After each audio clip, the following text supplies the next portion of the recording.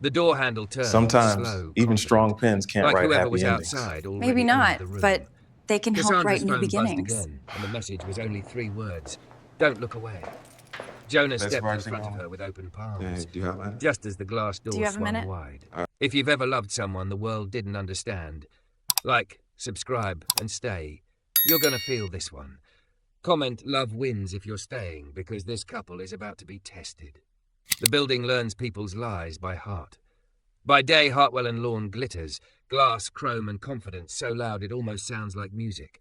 By night, it turns honest. The lights thin out, the elevators slow, the air conditioning stops trying so hard. On the executive floors, the silence is so clean it feels expensive. Jonah Reed works in that silence. He moves through it with a janitor's cart and a calm that doesn't ask for attention. Navy uniform, black work shoes polished to a dull shine, a ring of keys that never clacks because he learned to hold them with his palm. Jonah is in his early 30s, tall and broad-shouldered in the way a man becomes when life makes him carry things, boxes, grief, groceries for someone else, pride he can't afford to drop. His face stays steady, but his eyes miss nothing. Every night has a pattern. The lobby security guard nods at him like an old habit. The marble floor gets its lemon-clean sheen. The trash bins of people who make 6 figures fill up with paper they don't want to remember. On the 42nd floor, the pattern breaks. It always breaks at one office. Cassandra Whitmore's corner suite sits behind a wall of glass like a showroom.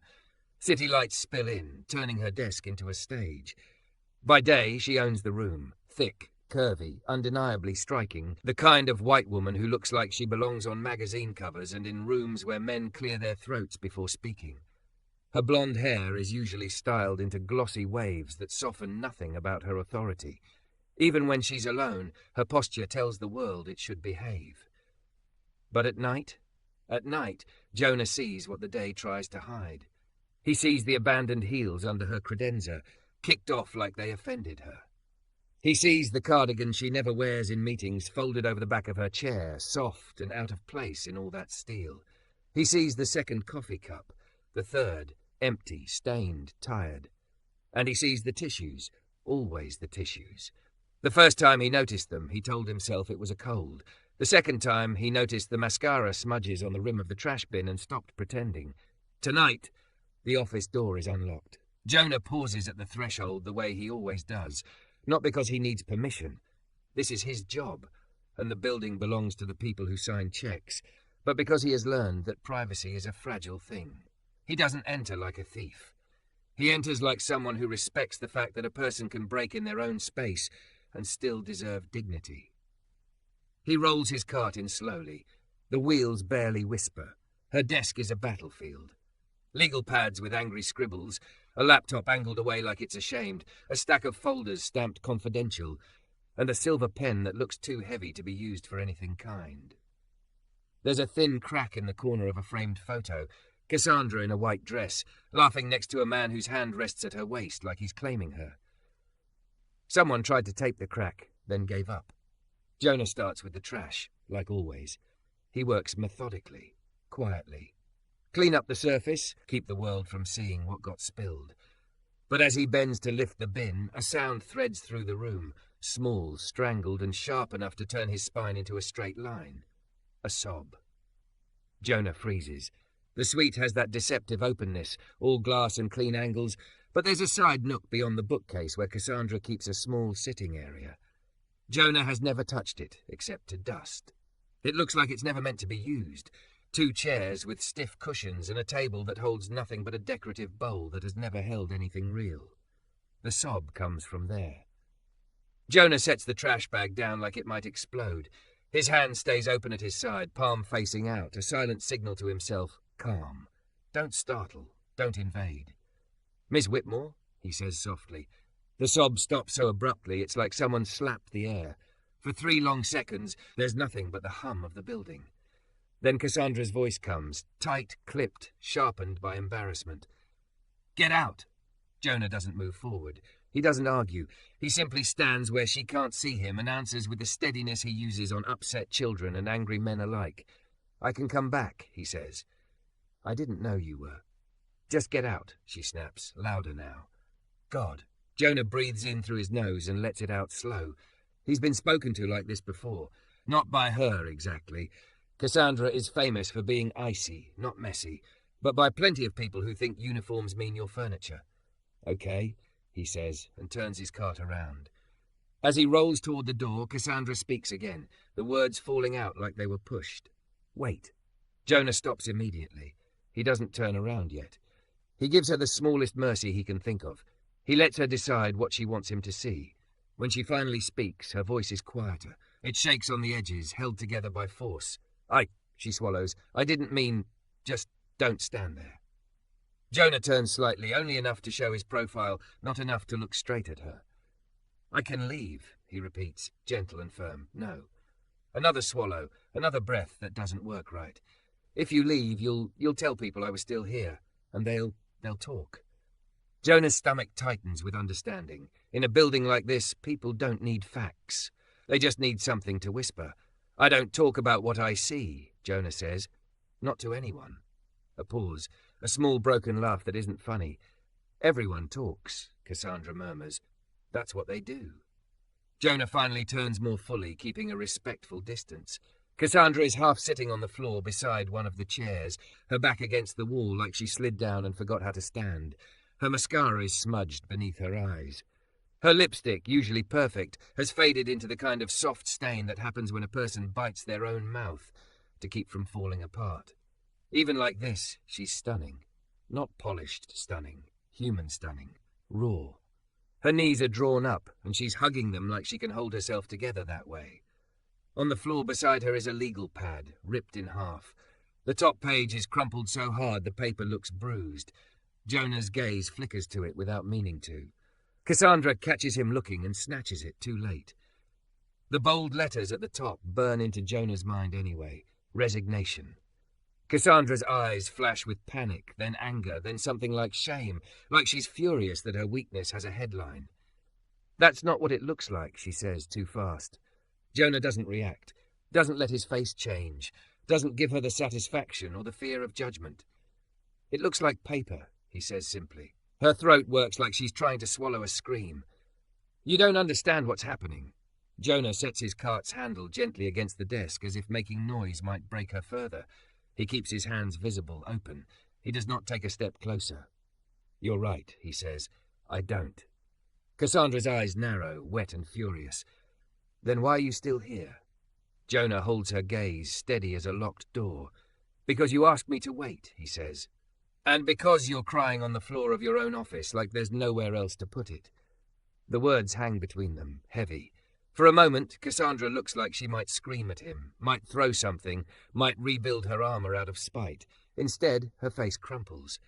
A sound escapes her, half sob, half breath, like her body is losing the fight to pretend. I can't do this, she whispers, and the confession lands like glass. I can't keep doing this. Jonah's chest tightens, not with pity, but with recognition. He's heard those words before, said them to the ceiling of his own small apartment when rent was due and the world didn't care. He doesn't rush in. He doesn't touch her. He doesn't offer a speech that would insult the pain by trying to solve it. He just asks, quiet and real, do you want water? Cassandra blinks at him like he spoke a different language. Then, barely audible, she says, yes. Jonah nods once and turns toward the small kitchenette by the window. As he reaches for a glass, he notices something else on the counter, an envelope addressed in Cassandra's handwriting, sealed, and sitting beside her phone like it's been waiting for someone brave enough to open it. On the front, only 2 words, for him. Jonah's stomach drops, because he knows, in the way a man knows when the air changes before a storm, that tonight isn't just tears. Tonight is a decision. The next night, Jonah Reed tells himself it was a one-time thing. A bad night for a woman who usually looks carved out of certainty, a crack in a glass wall, a moment he wasn't meant to witness. So when he clocks in at 7:02 p.m. and wheels his cart past the lobby security desk, he keeps his face neutral and his pace steady. He doesn't ask questions. He doesn't replay the sound of her sob in his head like a song he can't shake. He just works. That's what the job is. Clean what people leave behind. Pretend you didn't see what they tried to hide. By 9:30, he's on the 42nd floor again. The executive hallway feels colder than the rest of the building, even with the heat running. The glass walls reflect his cart as he moves. Mop, spray bottles, folded rags, a roll of trash bags, like a man duplicated into silence. Cassandra Whitmore's suite is at the end, corner view. The city spread out beyond her windows like it belongs to her. Last night, the door was unlocked. Tonight, it's open. Not wide, just open. A deliberate crack, as someone expects the world to come in. Jonah stops at the threshold. His hand hovers on the cart handle, his keys held still in his palm. He listens. No sobs, no voices. Just the low hum of a computer and a faint, steady inhale-exhale that tells him someone is inside, trying to keep their breathing from sounding like fear. "Miss Whitmore," he says softly. "Come in," Cassandra replies. Her voice is controlled, almost normal, but Jonah hears the effort underneath it, like she's holding a lid on something that keeps boiling. He pushes his cart in slowly, eyes down, giving her distance. Cassandra is behind her desk, hair down in glossy blonde waves that looked like she had the energy to fix them, and the anger to do it anyway. She's still wearing a fitted black dress, the kind that hugs her thick, curvy figure with zero apology. The neckline is modest, but the silhouette is confident, the kind of confidence she can put on like armor. But the armor doesn't change the truth in the room. There's a fresh box of tissues on the corner of her desk, like a confession. Her laptop is open to an email draft, but the screen has dimmed. A legal pad sits beside it with a single line written in sharp, heavy strokes, underlined twice. "I will not be humiliated." Jonah doesn't stare. He doesn't react. He moves like he belongs, because he does, but he keeps his body language calm. Shoulders relaxed, hands visible, open palms when he turns. Nothing sudden, nothing threatening. Cassandra watches him with an intensity that makes the air feel tighter. "You're early," she says. Jonah glances at the wall clock. Same time as usual. "No," she answers, almost too quickly. "I mean, you're here before I'm ready." Jonah nods once. "I can come back." Cassandra's fingers tighten around the silver pen on her desk. He sees her press the tip into her thumb like she needs the sting to stay anchored. "No." Her voice steadies. "Don't go." It's the first time she's ever said that to him without anger. Jonah pauses, cart still, and looks at her. Not her body, not her outfit, not the image she sells to the building, but her face, the small tension at the corners of her mouth, the careful way she holds her eyes like they might spill if she blinks too hard. "Okay," he says. Cassandra exhales, sharp, like she didn't realize she was holding her breath. "I owe you an apology," she says, "for last night." Jonah's response is quiet and factual. "You were upset." That's not an excuse. Her gaze flickers down, then back up. "I don't speak to people like that." Jonah almost smiles, but not quite. "Some people do. I'm not some people." The words come out sharper than she intends. She winces, then softens. "I'm trying not to be." Jonah keeps his voice even. Apology accepted. Cassandra stares at him like she expected a lecture or a price tag or a grudge, like she expected him to make her earn forgiveness. Instead, he reaches into his cart, pulls out a clean liner, and begins replacing the trash bag with the same calm he used the night before. The quiet stretches. It's not awkward. It's loaded. Cassandra's fingers tap the pen once, then stop. Tap again, then stop. Like she's trying to find the exact moment to step off a ledge. "You never ask questions," she finally says. Jonah ties the trash bag, neat knot. Questions get people in trouble. And silence doesn't. Cassandra's laugh is thin. Silence is what lets things rot. Jonah pauses at that, because it's true in a way that hits too close. He sets the bag down gently and turns to face her, still at a respectful distance. "Do you want to talk?" he asks, "or do you want me to keep cleaning?" Cassandra's throat works like she's swallowing something sharp. "I want." She looks away toward the window, toward the city lights that don't care about anyone's heartbreak. "I want to talk, but I don't know how." Jonah nods. "Start small." Cassandra's eyes slide back to him. "What's your name?" He blinks. The question is so basic it almost feels dangerous. "You don't know?" "I've seen the patch," she says quickly. "I mean," she lifts a hand, frustrated with herself. "I've never said it out loud, like you're not real." Jonah's expression stays steady. "Jonah, Jonah," Cassandra repeats, like she's testing the weight of it. "Okay." A beat. "And you?" Jonah asks. Cassandra's lips part. She almost says Ms. Whitmore out of habit, out of power. Then she swallows and chooses something else. Cassandra, she says. Jonah nods once, accepting it without making it bigger than it is. Okay, Cassandra. The way he says it, simple, respectful, no extra meaning, makes her eyes flicker again, wet at the edges. She reaches toward the corner of her desk and pulls the fresh tissue box closer like it's a shield. I stayed late, she admits. Jonah glances around at the half-finished emails, the untouched coffee. Seems like you do that a lot. Not like this. Cassandra's laugh breaks a little. Not to work. That sentence lands and opens a door neither of them can pretend doesn't exist. Jonah doesn't step through it. He waits. Cassandra's gaze drops to the countertop by the window where an envelope sits, white, sealed, her handwriting on the front. For him. Jonah had seen it last night. He hadn't touched it. He hadn't asked. Tonight, Cassandra follows his gaze and flinches like she got caught. That's... She swallows. That's the problem. Jonah keeps his hands open at his sides. You don't have to show me. I do, Cassandra says, and her voice shakes on the last word. Because if I don't say it out loud, I'm going to keep drowning in it alone. She stands, smoothing her dress over her hips with a gesture that looks like confidence, but feels like survival. Even standing, even composed, she's all curves and presence, built like softness, forced into steel. She walks to the counter, picks up the envelope, and turns back toward him. Her fingers hover at the seal. I wrote that last night, she says, after you left. Jonah doesn't move. Okay. Cassandra's eyes flick up to his, searching. Do you think it's weak, she whispers, to write a letter you might never send? Jonah's answer comes without hesitation. I think it's human. Cassandra's breath catches. For a second, she looks like she might fall apart again. Then she makes a decision. She breaks the seal. The paper inside is folded once, then again, like she tried to make the truth smaller. Cassandra opens it with shaking hands, and Jonah sees only a few lines before she lowers it, enough to understand why her tears didn't stop at daylight. Not a love letter, not a resignation, a confession, a record. Names, dates, and one sentence that turns Jonah's stomach cold. If I refuse, he'll ruin me, and he'll ruin anyone he can blame. Cassandra folds the letter back up like it burns. Her voice is barely there when she speaks again. I'm not staying late to work, she says. I'm staying late because I don't know who I can trust. Her eyes lock onto Jonah's, raw and pleading in a way that doesn't match her title, her money, her power. And for some reason, she whispers, the only person in this building who feels safe is the one who cleans up after my tears. Jonah's chest tightens, not with pity, never pity, but with something heavier. Responsibility, danger, truth.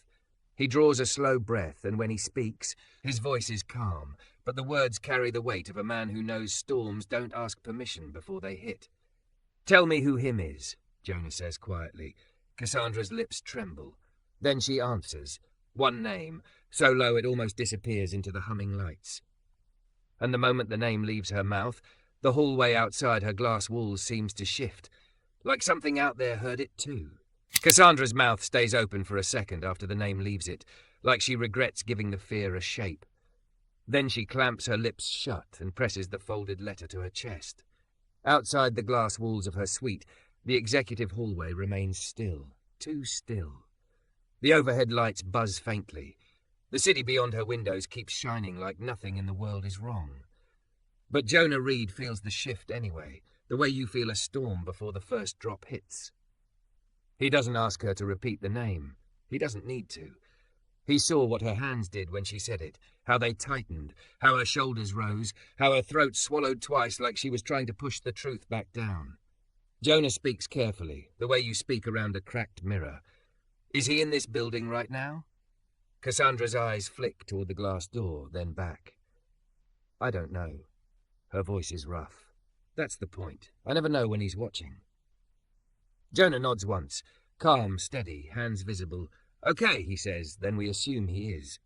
That simple sentence makes Cassandra's face twist, anger and relief colliding. She's used to people telling her she's paranoid, dramatic, emotional, used to men with expensive watches smiling like her fear is a personality flaw. Jonah doesn't do that. He believes her like truth is a basic right. Cassandra's breath breaks. You're not going to tell me I'm overreacting? Jonah's gaze stays level. I've seen overreacting, he says softly. This isn't it. The words land like warm water on a bruise. Cassandra swipes quickly under her eyes, furious that they're wet again. I'm not. She stops herself. Her voice drops. I'm not staying late to work, Jonah. I know, he says. I stayed late tonight, she admits, and the honesty costs her. Because all day I kept thinking, if I leave at 5, I'll go home and I'll spiral. I'll replay everything he said, everything he's threatened, and I'll convince myself I deserve it. Or I'll convince myself no one will believe me. Or I'll convince myself I can handle it like I always do. Her shoulders lift with a shaky inhale. And then I thought of you. Standing there last night with your hands open like you weren't going to hurt me, even with your words. Jonah's chest tightens. He's not used to being described like that. Like his restraint is something valuable instead of invisible. Cassandra swallows. So I stayed. Not for email. Not for numbers. For a conversation that might keep her alive inside her own skin. Jonah glances toward the hallway again, then toward the small sitting area by the bookcase, the nook that had held her on the floor the night before. You want to talk, he says. We do it smart. She frowns. Smart how? Jonah rolls his cart 2 feet to the side so it blocks part of the glass line from the hallway. It's not much, but it changes the angles. Changes what a passerby might see. He lowers his voice. First, you sit where you can breathe. Second, you tell me what he has. Third, we decide what you want. Cassandra's laugh comes out sharp. What I want, she shakes her head. I want him to disappear. Jonah doesn't flinch. That's not an option we control. Her eyes flash with frustration, but it collapses quickly into exhaustion. Fine, then I want it to stop. Jonah nods. That we can work with. Cassandra moves to the sitting area, perching on the edge of the chair like she's afraid comfort will make her weak. The fitted black dress hugs her curves, but she looks smaller than she does in board meetings, shoulders drawn in, hands clenched like she's bracing for impact. Jonah stays standing, not looming, not distant, grounded, a few steps away, a steady point in a room full of sharp edges. Start at the beginning, he says. Cassandra stares at the carpet like it might tell the story for her. Then she begins. He was the one who pushed for my promotion, she says quietly. Everyone clapped. Everyone said I earned it. And I did. I've bled for this company. Her voice hardens. But after the announcement, he started showing up. Small things at first. Comments. You look incredible tonight, like he was allowed to say it. Then gifts. Then expectations. And when I tried to shut it down, he smiled like I'd made him laugh. Jonah watches her hands twist together. What did he threaten? Cassandra's throat works. My reputation. My job. He said he could make people think I slept my way here. He said he could leak evidence, pictures, messages, edited, twisted, whatever he needed. He said he could make me the scandal and himself the victim. She blinks hard and a tear escapes anyway. And then, she whispers, he said he'd come after anyone I tried to lean on. He named people. My assistant, the younger women on my team. Like he was reminding me how many targets he could hit if I didn't stay quiet. Jonah's jaw tightens so subtly, Cassandra might miss it if she wasn't watching him like a lifeline. Has he touched you? Jonah asks, careful. Cassandra's face turns red with anger at the question, then softens with the realization that Jonah isn't accusing. He's assessing. No, she says. Not fully. He's gotten close enough that I could smell his cologne. He's put his hand on my lower back in front of people, like it was nothing. He stood too close when no one was looking. And every time I froze because I knew if I reacted, he'd call me crazy. Her voice breaks. He's patient. That's what scares me. He doesn't rush. He waits for the moment where I'll look like I'm the one causing a scene. Jonah exhales slowly through his nose. Do you have anything saved? He asks. Cassandra shakes her head once, then stops. I have messages. Not explicit. But she reaches for her cracked phone on the table. Her thumb hovers over the screen like it's a landmine. I have things. I just never thought I'd need to prove it. Jonah's voice is gentle but firm. You always need to prove it. Cassandra flinches, not at him, but at the truth. I know. Jonah crouches slightly, not close, not touching, just enough to look at the phone screen without towering over her. Open them, he says. Cassandra scrolls and her breathing turns shallow. She shows him texts that read like compliments but taste like control. You're hard to reach lately. I don't like that. We should talk privately. Tonight, you're making this harder than it needs to be. and then one that makes Cassandra's fingers tremble. If you want to keep your seat, you'll stop resisting mine. Jonah's eyes lift from the screen to her face. That's enough, he says quietly. That's not a misunderstanding. Cassandra's voice drops to a whisper. He'll say it's a joke. Jonah nods once. Then we don't argue jokes, we show patterns. He straightens slowly, hands still open. Do you have security cameras in the hallway? He asks. Cassandra nods. Yes, but he has access. He has access to everything. Jonah thinks, eyes narrowing. Not everything. She looks up. What do you mean? Jonah glances at the corner of her suite, where a small black dome camera points toward the door. Company property, company system. Building cameras are one story, he says. Personal evidence is another. Cassandra's eyes widen slightly as she understands. You want me to record him? I want you to protect yourself, Jonah replies. Recording is one way, documentation is another. Witnesses are another. Cassandra lets out a shaky laugh that holds no humour. Witnesses? Her gaze flicks to Jonah. Who would risk it for me? Jonah holds her eyes. I will. The simplicity of it makes Cassandra's breath snag like a hook caught in her ribs. You don't even know me, she whispers. Jonah's voice stays steady. I know what it sounds like when a person is alone in a room full of people. Cassandra stares at him, eyes shining, lips parted as if she's about to say something too big for the air. Then her phone buzzes. Both of them freeze. Cassandra looks down. Unknown number. A single photo loads before she can stop it. Her office, taken from the hallway, through the glass. A photo of her sitting in the chair, curled inward, vulnerable. And in the corner of the frame, Jonah's cart. The message underneath is short, cold, and perfectly timed. Still here, with him? That's a mistake. Cassandra's face drains of colour. Her hand shakes so hard the phone rattles against the table. Jonah doesn't grab it, doesn't snatch control. He stays calm, anchored, and moves his cart another inch to block the glass line more. Small action, big meaning. Cassandra's voice barely works. He knows. Jonah's eyes lock onto hers, and his tone is low, unwavering. Good, he says. Cassandra stares, shocked. Good? Jonah nods once, jaw set. Because now it's not just in your head, he says. Now it's a threat in writing. He steps back just enough to give her space, but not enough to leave her alone. Here's what we do, Jonah says.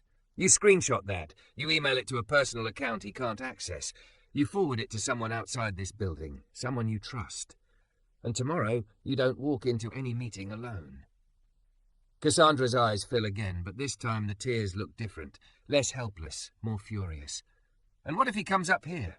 She whispers.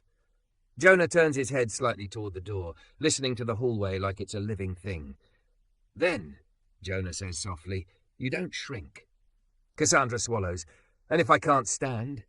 Jonah meets her gaze, steady as a locked door. Then you lean, he says, not on fear, on a plan. Outside the glass, far down the hallway, an elevator dings. Footsteps start, slow, confident, unhurried. Cassandra's whole body tenses. Jonah doesn't move toward her. He moves between her and the door. Open palms, calm posture, and the suite's handle begins to turn.